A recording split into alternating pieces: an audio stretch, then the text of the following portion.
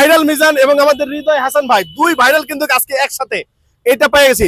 মিজান ভাইয়ের হোটেলে আর জানতে না পারেন, আপনি বাংলাদেশের সমস্ত ভাইরাল পার্সন কিন্তু পাবেন। কিছুদিন আগে আমাদের মিরাজ আফ্রিদি ভাই আসছিল, প্রায় সবাই আসে এখানে মাঝে মধ্যে ঘোরাফেরা করার জন্য।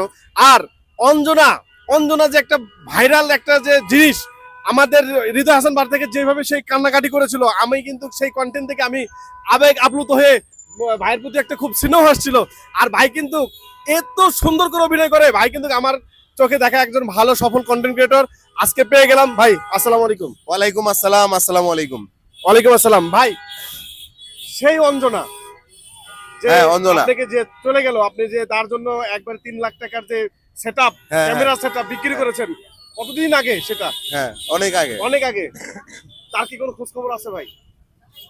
মানে তার খোঁজ খবর আছে মানে কিনা? সে কোথায় আছে, কেমন হ্যাঁ, আছে? অবশ্যই খোঁজ খবর তো আছে। ভালো আছে না? হ্যাঁ, আলহামদুলিল্লাহ ভালো তো যাক, আছে। আপনি খুব সুন্দর অভিনয় করেন, আপনি খুব সুন্দর এই জিনিসগুলো ফুটে তুলতে পারেন, এই জন্য আপনাকে অসংখ্য ধন্যবাদ। অ্যাকচুয়ালি ভাই আপনি যেটা দেখছেন না, জি ভাই। ওটা আমরা একটা কন্টেন্ট ছিল এবং আমরা আরেকজনের গল্প আমি নিজের মাধ্যমে তুলে ধরছি, বাট ঘটনাটা সত্য।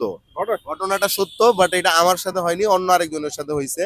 সো আমরা যেমন হচ্ছে নাটক দেখি, সিনেমা দেখি, এখানে একটা অভিনয় কিন্তু অন্য আরেকজনের ধারা ফুটে তোলা হয়। জি। সো সেম ভাবে হচ্ছে আমরা আরেকজনের গল্পকে তুলে ধরছিলাম এবং মানুষকে বুঝাইতে পারছি যে হ্যাঁ, একটা নারীর কারণে একটা পুরুষের ধ্বংস অনিবার্য, এরকম কিছু একটা।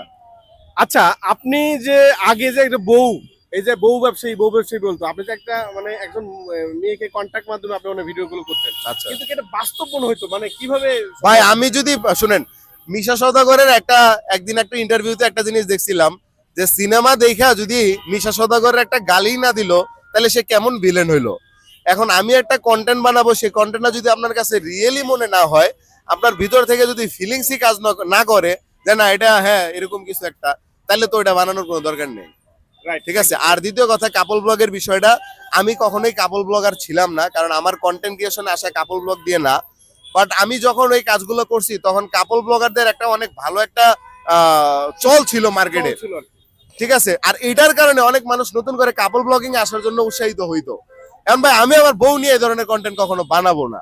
সো সেটার জন্যই দেখবেন আমার কাপল ব্লগের কন্টেন্টের থিম ছিল এরকম যে কাপল ব্লগারদেরকে পচানো। আমার কন্টেন্টে আমি নিজেরে পচাচ্ছি, এটার মানে কি? কাপল ব্লগারদের মূল বিষয়টা তুলে ধরছি যে তাদের কন্টেন্টে মূলত কি থাকে। কিন্তু আপনি যে বউ মানে বউটা সাজাইতেন, হ্যাঁ। এটা আপনার রিয়েল বউ ছিল না, না, কিন্তু একদম বাস্তব মনে হচ্ছে যে আপনি এটা বউ। মানে ওই যে কেউ আমি কি বিশ্বাস বললাম, করবে না। যদি আপনি বুঝতেই পারলেন তাহলে কেমন হইলো, মানে বোঝা কেউ যাবে না। বিশ্বাস করবে না যে এটা আপনার বউ না। না, এখন এপিসোড 1 ক্যান্সেল হয়েছে, আর ফিউচারে যদি আবার কাপল ব্লগার দর্শক যদি কাপল ব্লগ দেখতে চায়, আবার এপিসোড 2 আমরা রিলিজ করব। ওকে, থ্যাংক